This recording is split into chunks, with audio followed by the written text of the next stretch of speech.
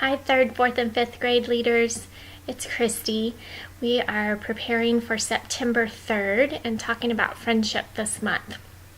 This week, we really want for kids to understand what Jesus talked about in John to the disciples in the upper room, where he told them,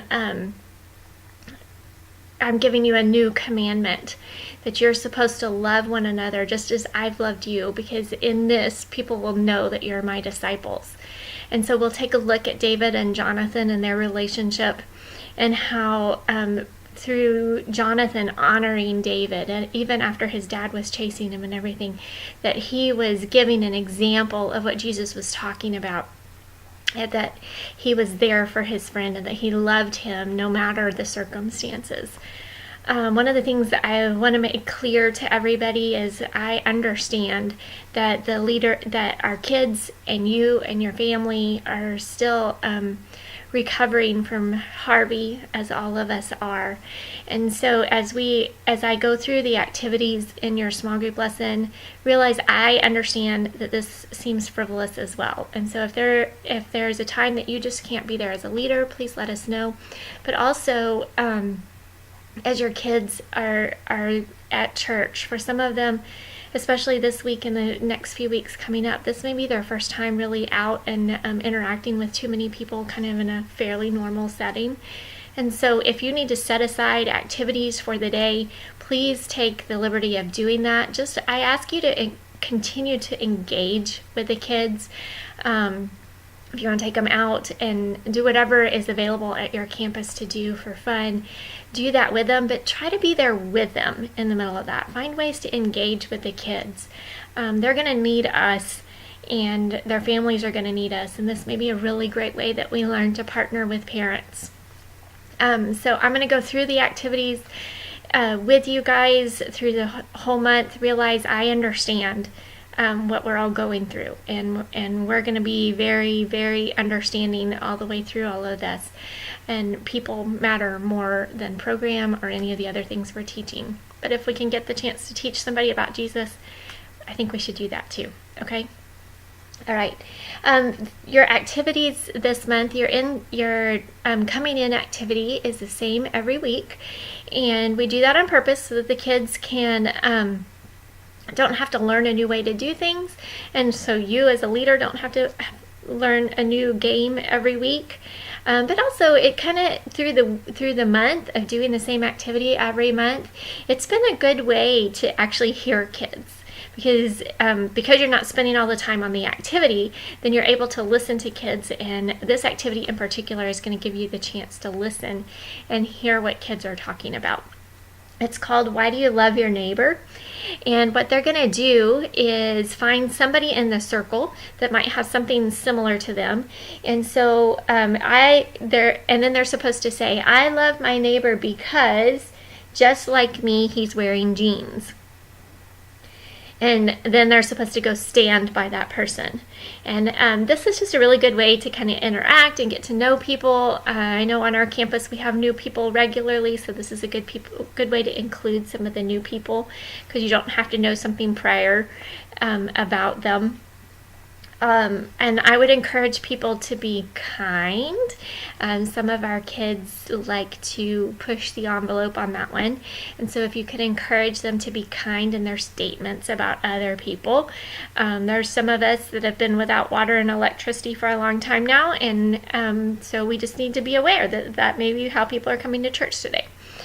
So have fun with this one. Listen to the kids. It may be a really great way to start a really good discussion on September 3rd. Then we'll go to a large group and do our worship music there. And then your activity for application today, you'll have a bag full of paper. And so you're supposed to make groups of like 2 or 3 kids.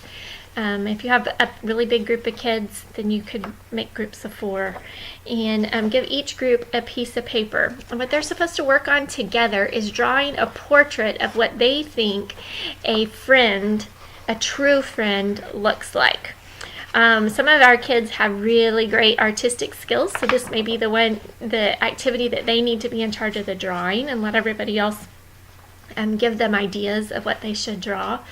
This may be a really good time too to encourage them to be creative. Like, what are the things that you think, not just from the outside, but what are things that we can think about that maybe people don't have, but is a quality they have? How are we going to draw that? How are we going to depict what people look like, how people act, and how people show love to each other? So enjoy this activity. It could be a really fun way to bring out some creativity. Also, a really good way to engage some of those kids who are struggling right now through the devastation of Harvey. They may not have personally felt it, but I would almost guarantee that every person has somebody that they know who's in the middle of some really yucky stuff. All right, in your memory verse activity, you'll have some balls. I had 3 of them. Here they are. 3 balls. And your memory verse for the month is, a friend loves at all times. He is there to help when trouble comes. And what you want to do is throw the ball after you say the memory verse. Throw a ball to someone and have them answer the question of a time.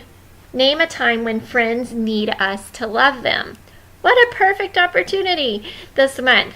What is a time that somebody needs for us to love them? And maybe they can make that as personal as they want to play that by ear with your group. It would be wonderful if they would be able to share the big stuff, but your group may not be there yet. You guys haven't been together for very long. School just started, and then we took a big break. So that is that activity for the month. Really great that we get to continue that for the whole month. And then you can lead a prayer time. This is a good time to listen to the kids and hear what their needs are. Also, I encourage you that if there are big needs, like physical needs, that people could use the church there to help them meet those physical needs, we want to do that as a church. We're committed to helping people rebuild their lives. And so if you know of something and you could use help making that happen for someone in your small group, please let us know. Let your campus leader know, or let me or Pastor Mike know. We'll be happy to do what we can to try to help a family in need. I love you guys. Please let us know if we can do anything to help you. We'll talk to you soon. Bye.